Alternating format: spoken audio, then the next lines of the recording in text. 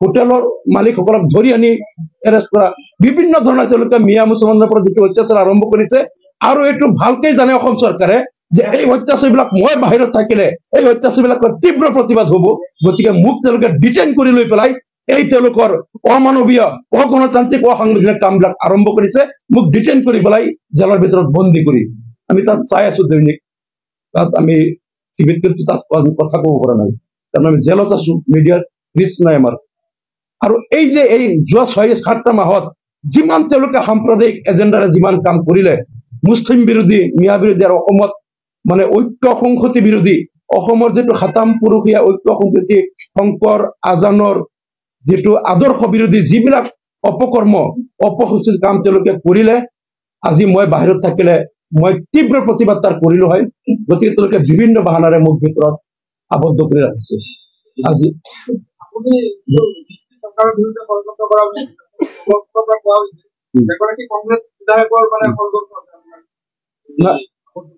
না এই কথাটো কিছুমান তেওঁলোকে প্ৰচাৰ কৰিছে। মইতো জেলৰ ভিতৰত আছো, চব খবৰ নাজানো, কিন্তু তাতো কিছুমান মানুহ যায় বিভিন্ন ঠাইৰ পৰা।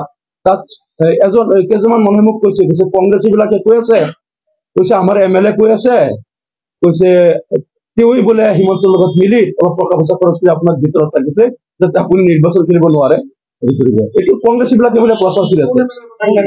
এইটো ৰূপহীৰ MLA কথা কৈছে, তাত কেইজনমান মানুহে কৈছে। এতিয়া কোনে প্ৰচাৰ কৰি আছে কি কথা, ভিতৰত আহি পেলাই কিছুমান হাজতি নতুনকে এৰেষ্ট হোৱা মানুহ আহি পেলাই কৈছে তেওঁলোকে এনেকে প্ৰচাৰ কৰি আছে। কিন্তু কোনে প্ৰচাৰ কৰিছে? কংগ্ৰেছী কৰ্মীবিলাকে। মই নাজানো, তেওঁলোকে জানে।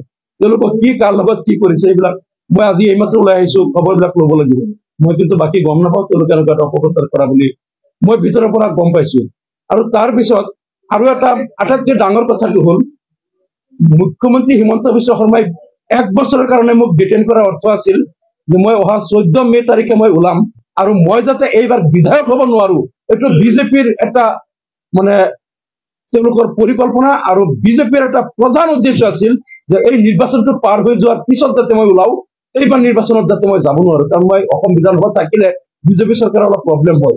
তেওঁলোকে বাজেটত যিবিলাক মানে ফুপুলা প্ৰতিশ্ৰুতি দিয়ে, আৰু তেওঁলোক যিবিলাক নিৰ্বাচন কেন্দ্ৰিক হিতাধিকাৰী ৰাজনীতি কৰে, অসমৰ আন্তঃগাঁথনি উন্নয়নৰ খবৰ নাই, নিবনুৱা সমস্যা সমাধানৰ খবৰ নাই। অসমখনক আজি 1.5 লাখ কোটি টকাৰ ওপৰত ধাৰত পোত গৈছে। আজিৰ দিনত জন্ম হোৱা শিশুটোৱে 45,000 টকা মূৰত ধাৰ লৈ জন্ম হ'ব লাগিব। যেনেকে তেওঁলোকে অসমখনক ধ্বংসৰ পথত নিছে, এই কথাবিলাক মই প্ৰত্যেকবাৰ বাজেট সেচনত মানে চৰকাৰক তাত তীব্ৰ সমালোচনা কৰো, যিবিলাক উত্তৰ দিব নোৱাৰে। আৰু এনেকেই যেতিয়া মুখ্যমন্ত্ৰী অসম বিধানসভাত কয় আমাৰ মানুহ আপোনালোকৰ মানুহ, লগে লগে মই তাত খাৰা হৈ পাওঁ, মুখ্যমন্ত্ৰী মহোদয় আপোনাৰ বক্তব্য উঠাই ল'ব লাগিব।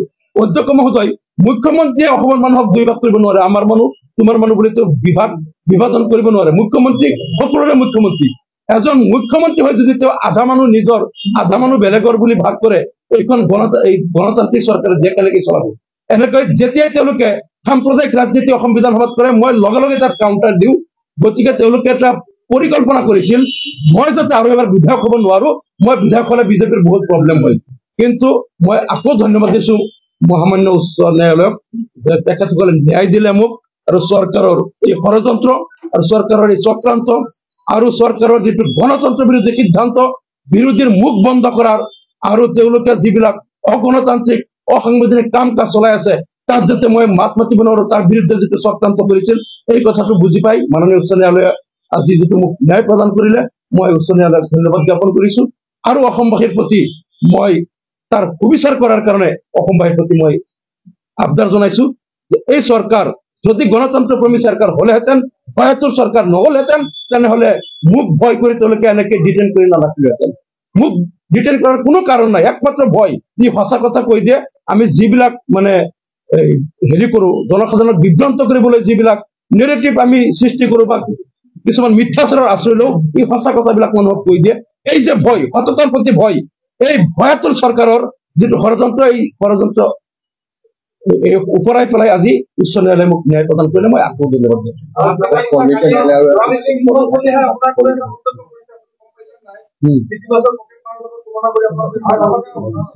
সেইবিলাক মই গম পোৱা নাই, কিন্তু মই তাৰ লগতে আমাৰ দলৰ যিসকলে সতীৰ্থসকলে ইমান দিন মোৰ হৈ কষ্ট কৰিছে, আমাৰ সতীৰ্থ বিধায়কসকল আৰু আমাৰ দলৰ মাননীয় সভাপতি বদৰুদ্দিন আজমল সাহেব, তেখেতে নিজে আহি মোৰ খবৰো লৈ গৈছে। গতিকে তেওঁলোকে যিটো চেষ্টা কৰিছে, আৰু বিশেষকৈ ইয়াতো আছে আমাৰ কেন্দ্ৰীয় কমিটিৰ সাধাৰণ সম্পাদক সুপৰিতা ডাঙৰীয়া, আমাৰ জিলা কমিটিৰ সভাপতি মতিউৰ ৰহমান চাহাব, জিলা যুৱ মৰ্চাৰ সভাপতি হবিবুৰ ৰহমান চাহাব, বা আমাৰ যুৱ মৰ্চাৰ অন্যান্য কৰ্মকৰ্তাসকল, জিলা কমিটিৰ অন্যান্য নেতৃবৃন্দ আৰু আমাৰ সতীৰ্থ বিধায়কসকল, বিশেষকৈ যুৱ মৰ্চাৰ কেন্দ্ৰীয় সভাপতি আৰু সাধাৰণ সম্পাদক, তেওঁলোকে যিটো চেষ্টা কৰিছে বা ইমান দিন সত্যৰ কাৰণে যিটো ফাইট কৰিছে, মোক ন্যায় দিয়াৰ কাৰণে মই সকলোৰে প্ৰতি কৃতজ্ঞতা জ্ঞাপন কৰিছো। আৰু আজিৰ দিনতো হাজাৰ হাজাৰ ৰাইজ যেনেকৈ ৰাতিপুৱাৰ পৰা নগাঁও কেন্দ্ৰীয় কাৰাগাৰৰ সন্মুখত ৰৈ আছে, দিনটো তেওঁলোকে খোৱা নাই, নোখোৱাকৈ আজি ইমান কষ্ট কৰি তেওঁলোকে দিনটো অপেক্ষা কৰি আছে মই কেতিয়া ওলাম, মোক তেওঁলোকে সাক্ষাৎ কৰিব। আৰু তেওঁলোকে মোক যিটো উষ্ম আদৰণি দিলে ফুলৰ মাৰাত, মই আজি নগাঁও জিলাৰ সমূহ দলীয় কৰ্মী আৰু যি হাজাৰ হাজাৰ জনতা আজি ওলাই আহি আজি নগাঁও চহৰত গোটেই দিনটো লঘোণে ভোকে থাকি অপেক্ষা কৰিলে, মই প্ৰত্যেকক ধন্যবাদ জ্ঞাপন কৰিছো আৰু আপোনালোকৰ জৰিয়তে কৃতজ্ঞতা জ্ঞাপন কৰিছো। কালি মই অসম বিধানসভাৰ অধিৱেশনত মই অংশগ্ৰহণ কৰিম, কিন্তু দুৰ্ভাগ্যৰ কথাটো হ'ল যে এইবাৰ বিধানসভাত যিবিলাক প্ৰশ্ন দিব লাগে বা যিবিলাক ৰুল 54(301) আৰু 0 এইবিলাক মানে 15 দিন 20 দিন 10 দিন আগত নটিচ বিলাক দিব লাগে। মই আশা কৰিছিলো যে মই যদি আজিৰ পৰা 15 দিন আগত ওলাব পাৰিলোহেঁতেন, তেনেহ'লে বিধানসভাত মোৰ বহুত, আৰু অসম বিধানসভাত যিমান বিল বিলাক আহে আৰু AUDF দলৰ হৈ প্ৰত্যেকটা বিলৰ এমেণ্ডমেণ্ট বিলাক সদায় মইয়ে 15 বছৰ ধৰি কৰি আছো, এইবিলাক কামবিলাক কৰো, এইবিলাক মই এইবিলাক কৰিব নাপালো। আৰু মই মোৰ যিটো ৰিজলিউচন বা মই নিজেও প্ৰত্যেক বিধানসভাত মই প্ৰাইভেট মেম্বাৰ বিল ছাবমিট কৰো, আৰু আপোনালোকৰ ধোৱা আশীৰ্বাদত অসম বিধানসভাত আটাইতকৈ বেছি ডিভাইচ মোৰ 2011 চনৰ পৰা আজিলৈকে এছেম্বলিৰ ৰেকৰ্ডত যিটো হেৰি ওলাইছে, আটাইতকৈ বেছি প্ৰশ্ন, আটাইতকৈ বেছি ডিভাইচ